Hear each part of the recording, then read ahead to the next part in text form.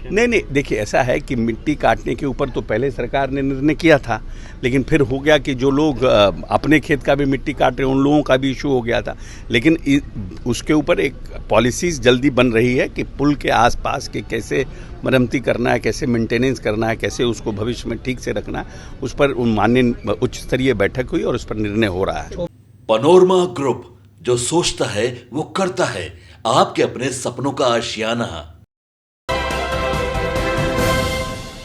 नमस्कार, आप देख रहे हैं सिटी पोस्ट लाइव और मैं हूं आपके साथ हर्षिता प्रताप सिंह। बिहार में लगातार पुल गिरने का सिलसिला जारी है, जिसके वजह से नीतीश सरकार पर सवाल खड़े हो रहे हैं और इन सवालों का जवाब देते नजर आए आज ग्रामीण कार्य मंत्री अशोक चौधरी। आपको बता दें कि इस मामले को एनडीए सरकार ने गंभीरता से लिया है और मुख्यमंत्री नीतीश कुमार ने इसको लेकर कई निर्देश भी दिए हैं। उन्होंने अलग अलग पुल के मेंटेनेंस के लिए पॉलिसी बनाने का निर्देश दिया है। पूरी बात क्या है, मंत्री अशोक चौधरी बताते नजर आ रहे हैं। पुल के मेंटेनेंस की पॉलिसी लाने के लिए माननीय नेता ने कहा है कि जो पुल एमपी लेड के भी हैं, जो पुल डिफरेंट हैं, उसके लिए और पथ निर्माण विभाग के माननीय जो प्रधान एसीएस हैं ग्रामीण कार्य के, पथ निर्माण के चीफ सेक्रेटरी को, सब लोगों को बुला करके माननीय नेता ने कहा है कि पुल के मेंटेनेंस की पॉलिसी लाया जाए और पुल का रेगुलर मेंटेनेंस किया जाए। कि कभी कभी क्या होता है कि लोग गाद निकालने में या फिर कभी कुछ ऐसी घटना हो जाती है जिससे पुराना पुल जो है ध्वस्त हो जाता है। बहुत से पुल ऐसे हैं जो एमपी लेड से बने हुए हैं, कोई एमएलए लेड से बने हुए हैं। उन पुल की स्थिति क्या है, आज से 15 साल पहले पुल बना, उसके मेंटेनेंस का क्या है, अगर नहीं है मेंटेनेंस, अनदर 2 साल 3 साल में उसकी लाइफ ख़राब हो रही है, तो वहाँ पर फिर से एक नया पुल देने के लिए प्लान कर रहे हैं। और सरकार जो मुख्यमंत्री सेतु योजना जो थी वो हम लोगों ने 2016 से बंद कर दिया था।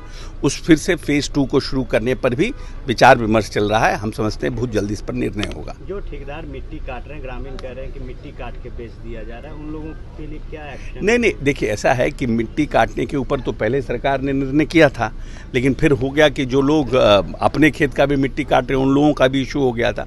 लेकिन उसके ऊपर एक पॉलिसीज जल्दी बन रही है कि पुल के आसपास के कैसे मरम्मती करना है, कैसे मेंटेनेंस करना है, कैसे उसको भविष्य में ठीक से रखना है, उस पर माननीय उच्च स्तरीय बैठक हुई और उस पर निर्णय हो रहा है। पॉलिसी बन 6 पुल गिरे हैं, अब तक के 12 पुल गिर चुके हैं। देखिए ऐसा है कि 2 पुल जो आपके किशनगंज में गिरे थे वो और एक अररिया में गिरा है, जो बड़ा पुल का काम हो रहा था, उसके नदी का रूट चेंज कर गया था, तो उस पर और स्पैन बनाने थे। तो निश्चित रूप से वो जो पुल का काम हुआ वो पब्लिक को हैंडओवर नहीं हुआ, पुल जो है डिपार्टमेंट को हैंडओवर नहीं हुआ, वो पुल निर्माणाधीन था ही, और इसी बीच वो पुल ध्वस्त हो गया। लेकिन उसमें कहीं ना कहीं विभाग का संलिप्तता है, जो लोग काम कर रहे थे उनकी संलिप्तता प्राइमा फेसी हम लोग मान रहे हैं, और उसमें हम लोगों ने 3 इंजीनियर को निलंबित कर दिया। और जो ठेकेदार जिस पे काम कर रहे थे उस ठेकेदार के ऊपर भी एफआईआर दर्ज करने का निर्णय हुआ है, सरकारी धन के दुरुपयोग का। ब्लैक लिस्टेड भी होंगे ठेकेदार। जब एफआईआर होगा तो ब्लैक लिस्टेड तो छोटा काम हो गया ना। हम तो आज तक ठेकेदार को एफआईआर का प्रोविजन नहीं है, लेकिन ये इस तरह की जब घटना होगी तो सरकारी धन के दुरुपयोग का तो हम निश्चित रूप से एफआईआर कर सकते हैं। तो उसके रिपोर्ट का इंतजार है। हम समझते हैं 1-2 दिन में जैसे ही रिपोर्ट टेबल्ड होता है उस पर फर्दर काम किया जाएगा। दूसरा जो पुल है वो सेंटरिंग के प्रोसेस में था। तो कुछ लोग कह रहे हैं कि ग्रामीणों का था कि पुल यहाँ बगल में बने, कुछ लोगों का था कि पुल यहाँ बने, और जहाँ पर पुल बन रहा था ऐसा शंका जताया जा रहा है कि कुछ लोगों ने सेंटरिंग को गिरा दिया, या फिर सेंटरिंग तो कभी कभी हम लोग भी घर बनाते हैं उसमें गिर जाता है, तो वो बहुत बड़ा इशू नहीं है, वो भी निर्माणाधीन था। लेकिन जो 2-3 पुल और गिरे हैं वो एमपी लेड के पुल हैं, जो हमारे तस्लीमुद्दीन जी ने बनाया था आज से 15 साल पहले, 10 साल 15 साल पहले।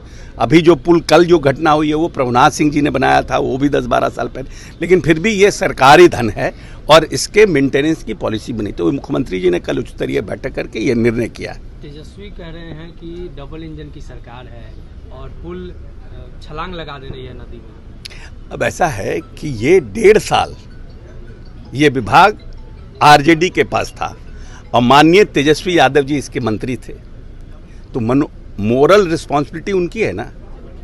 हम लोगों को जब जेडीयू के पास ये विभाग आया है जब से, उसके बाद मॉडल कोड ऑफ कंडक्ट है, 4 तारीख को मॉडल, 6 तारीख को, 8 तारीख को इसी महीने में मॉडल कोड ऑफ कंडक्ट खत्म हुआ, तो हमारे पास तो मात्र 20 दिन का समय मिला है। तो हु इज रिस्पॉन्सिबल? जिम्मेवारी 20 दिन वाले का है, पार्टी का, कि जिम्मेदारी जिसके 1.5 साल जिसके पास विभाग था उसका है? आप ही बताइए। बिहार में लगातार जो पुल गिर रहे हैं, इसको लेकर एनडीए सरकार को घेरा जा रहा है। नीतीश कुमार पर सवाल खड़े हो रहे हैं। उन तमाम सवालों का जवाब दे रहे थे मंत्री अशोक चौधरी आज, और बताया किस तरीके से कौन कौन सी पुल में क्या गड़बड़ी हुई है। तो वहीं अररिया पुल को लेकर उन्होंने बताया है कि ये बात मानी गई है कि कुछ लोगों की संलिप्तता थी, जिसके वजह से गलत तरीके से जो सरकारी धन है उसका इस्तेमाल हुआ है। इसीलिए जो कॉन्ट्रैक्टर थे उनमें से कुछ लोगों पर एफआईआर भी कराया गया है। तो वहीं दूसरी ओर नेता प्रतिपक्ष तेजस्वी यादव लगातार इस मुद्दे को लेकर नीतीश सरकार को घेरते नजर आ रहे हैं। तो मंत्री अशोक चौधरी ने पलटवार किया और कहा कि जिस दौरान वो पुल बने थे उस वक्त राजद की सरकार थी, तो राजद को इन सवालों का जवाब देना चाहिए, तेजस्वी यादव को इन सवालों का जवाब देना चाहिए, न कि हमसे सवाल पूछना चाहिए। लगातार जो बिहार में पुल गिर रहे हैं उसको लेकर मंत्री अशोक चौधरी क्या कुछ कह रहे थे और नीतीश कुमार के फैसलों के बारे में क्या कुछ बता रहे थे, ये हमने आपको बताया। फिलहाल इस खबर में इतना ही। आप आगे की खबरों के लिए देखते रहिए सिटी पोस्ट लाइव।